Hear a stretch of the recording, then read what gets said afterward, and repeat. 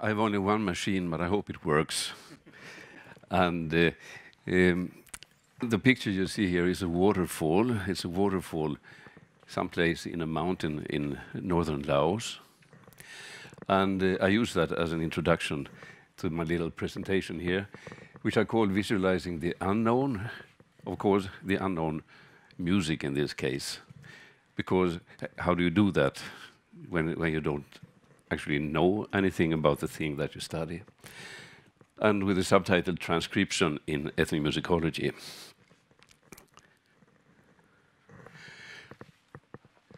I worked for many years with a man called Kham Rao, who was born in Laos. He was born in a village of the Khmu people, and he happened to end up in Lund in Sweden for many years.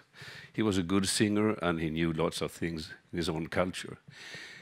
When he got a little bit older, he made a very long poem about the natural surroundings of his home village. And one of the poems, part of the poem is about the waterfalls.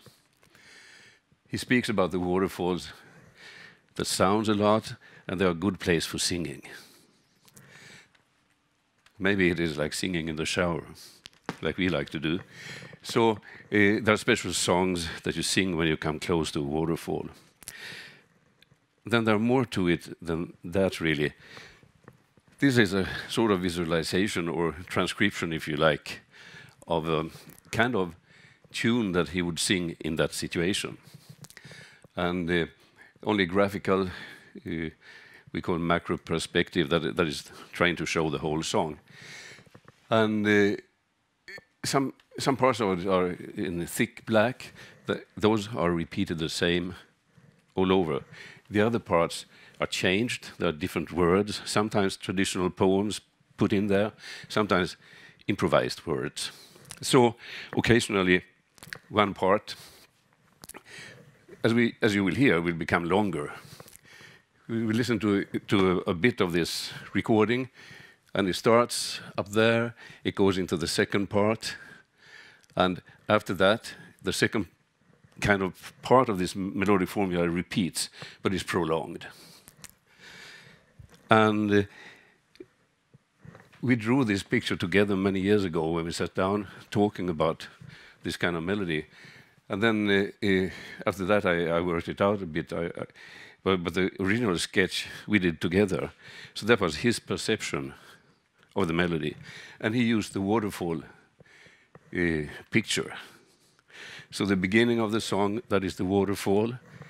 When the melody slows down and comes to in a low position and rolls on, that's the whirlpool that happens after the waterfall. And then, of course, since this is a mountain, the water has to continue somewhere, so it falls at the end.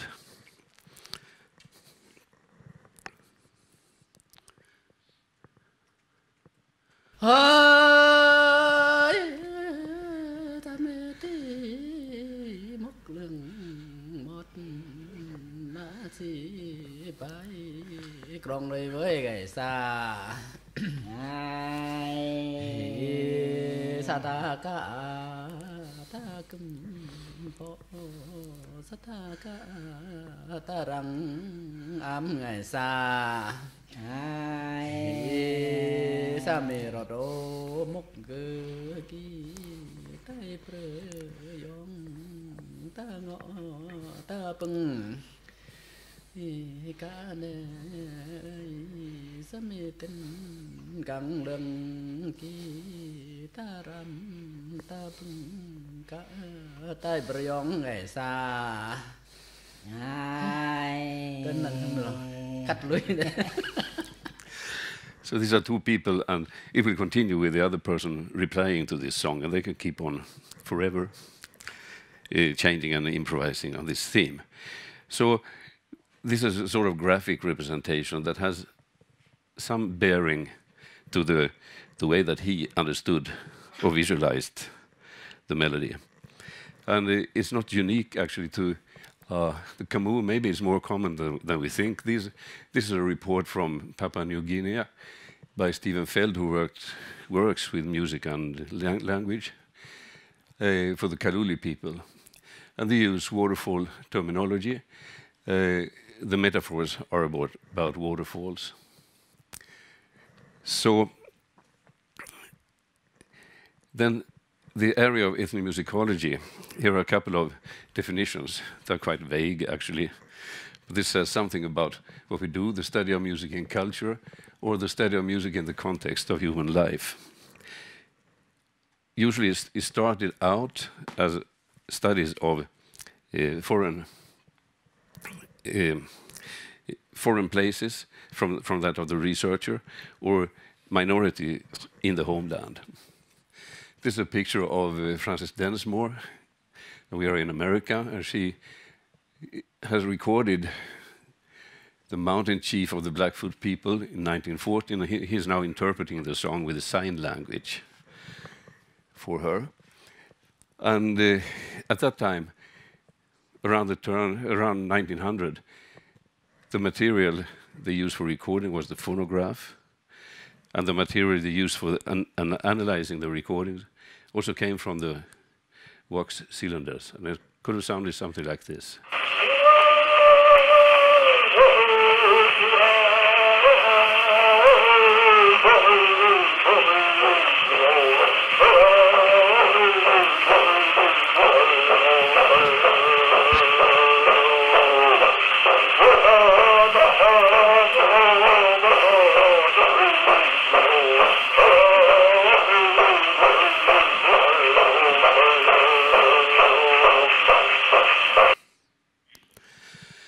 And the early ethnomusicologists, they had to find ways to describe this music in order to be able to analyze it.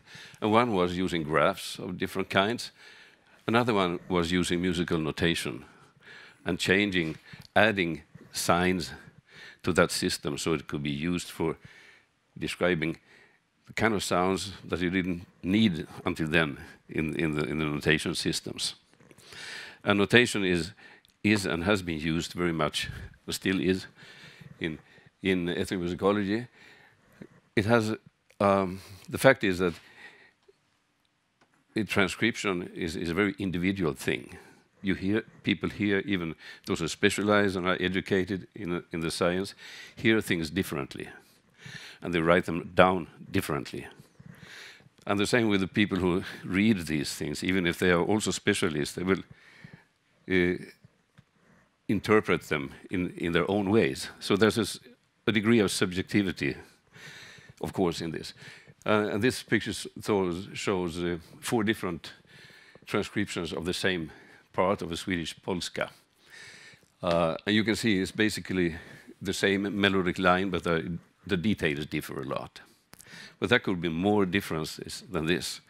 Still, notation for people who work with music is a very quick way of communicating. It works because it's musically meaningful. And actually, notation was used quite early by linguists, people who worked with language research. These pictures come from 1779. It's an expanded music staff that has all the semitones in between the major lines. And so this was an attempt to capture a sentence and the intonation of the sentence.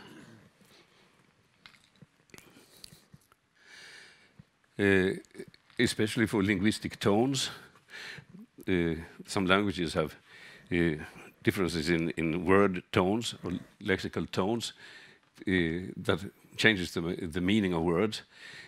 Graphic systems or notations have been used. My recording here is not the same word as in the notated frame, but it's the same tones. My.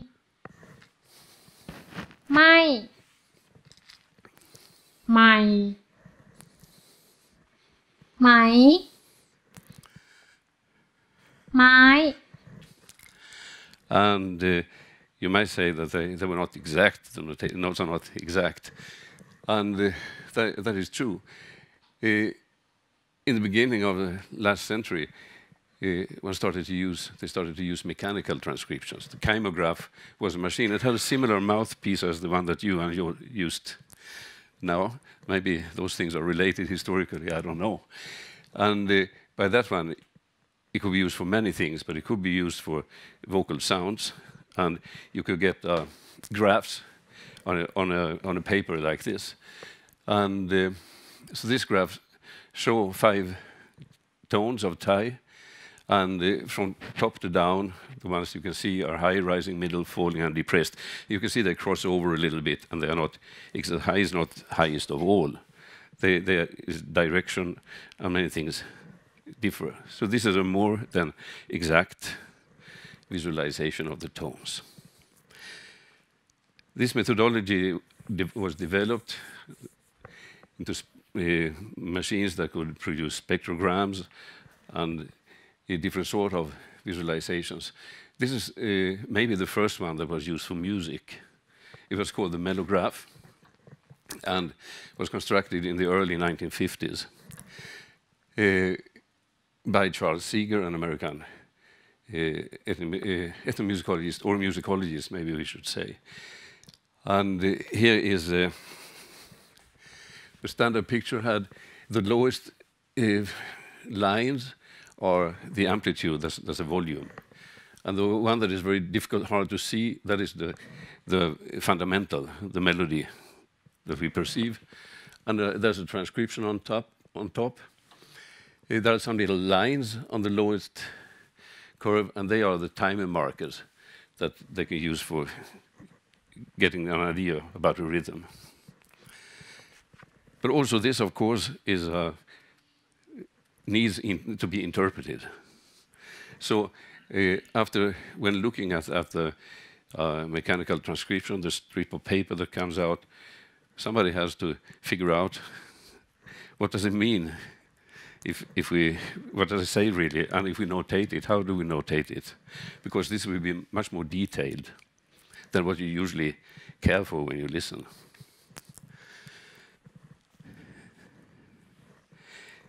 In Sweden too, a similar machine was constructed in Uppsala in the early 1960s. And this is one strip of paper that continues in the lower part of the picture. First you can see the pitches and the amplitude at the bottom, that's the loudness. And the melody starts with a high-pitched tone on top and continues down here. And it has been notated approximately on the side. I don't have the sound recording, so I cannot compare it. I cannot let you compare it. But that is how it worked. And at that time, if you worked with monophonic music by one voice or one instrument, and you were located in Lund like I was, you had to send an open reel tape to Uppsala, and it took a while, and then you got lots of paper strips back that you rolled out on the floor and put things on so they wouldn't roll together. And if you were unlucky, the filter cut the voice, so you needed 2 papers to get one picture. And then you try to figure out what does this say. And it was very interesting. This is one way that this kind of transcription was used in analysis. This is a Joi, a Samish song, and you can see the fundamental here put into music staff with 5 lines, approximated, of course, and then on top, possible one way to notate the thing. This made possible to catch more details in the performances. And sometimes one of the difficulties was separating too many details from the main thing that you wanted to study. Nowadays, then, we don't have to depend on paper strips to get that sort of transcription. You can get it free on the internet. This is a section of from a software called Prat, used very much by linguists, but also increasingly by musicologists. And the short piece that is illustrated here is animal song from interior Alaska, a place called Minto, and where the Native Americans keep that tradition to a certain degree. In this program, in this software, you can do many things. So there are 6 different lines down there. On top is the fundamental in blue, and then you can see the loudness of the sounds. But below there are 6 lines, and you can add as many as you want and put in additional information about that piece. But you cannot put in musical notes, unfortunately. The song here is something we worked with in a project that finished last year. We called it In the Borderland Between Song and Speech. I mean, it's an animal song, short, very short, from a tale.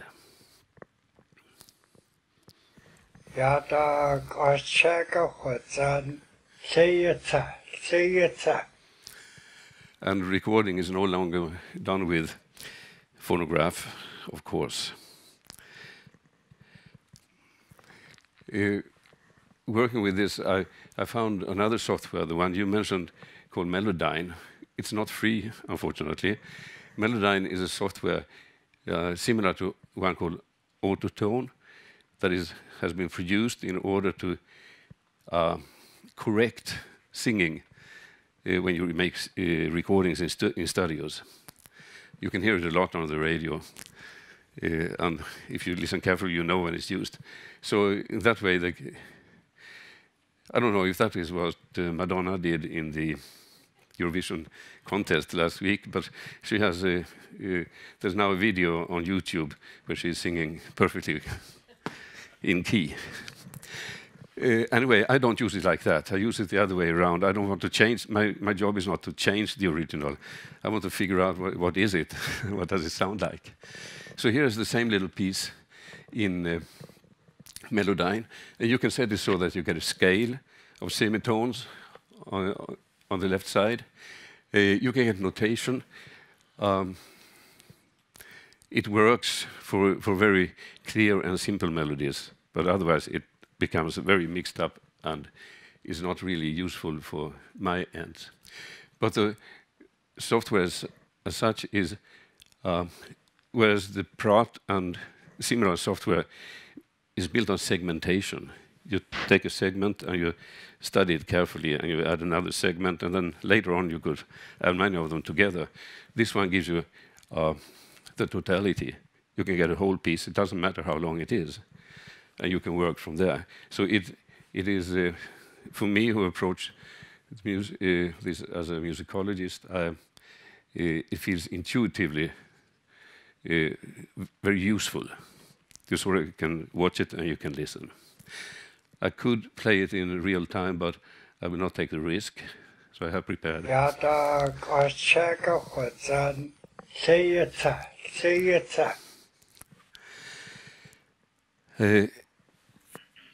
The man we listened to at the beginning, Cam, he had a large repertoire of songs, and here's one that is like a sort of recitation, you could say.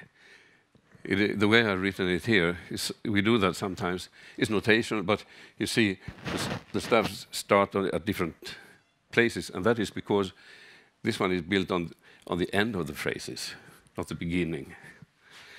All of the phrases end in a similar way. If there are more words put into a line, it becomes longer, not at the end, but in the middle or in the beginning. So they are lined together like this.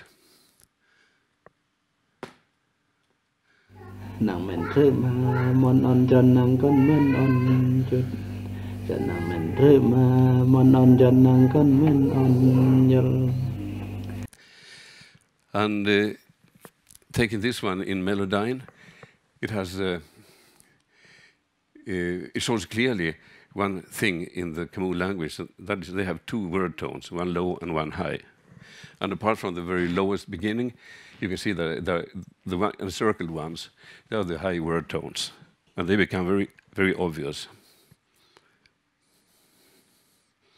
nàng mình rư mà mòn on chân nàng con men on chút chân nàng mình rư mà mòn on chân nàng con men on nhờ.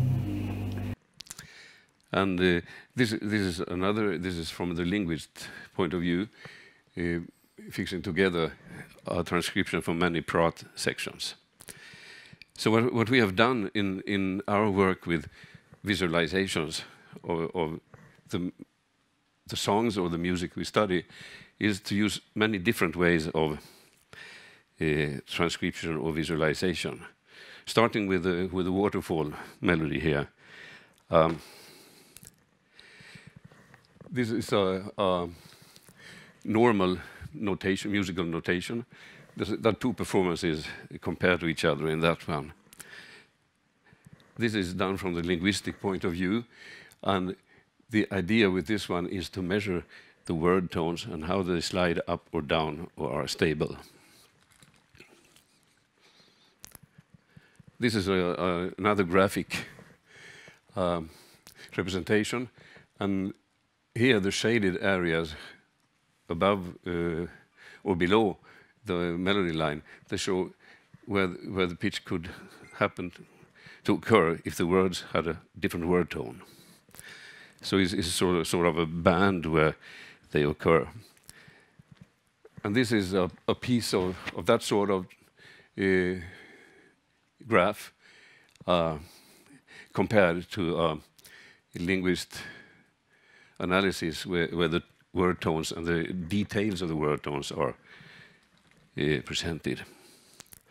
And then this is a Melodyne of the same song, and we can see it portrays the waterfall quite clearly.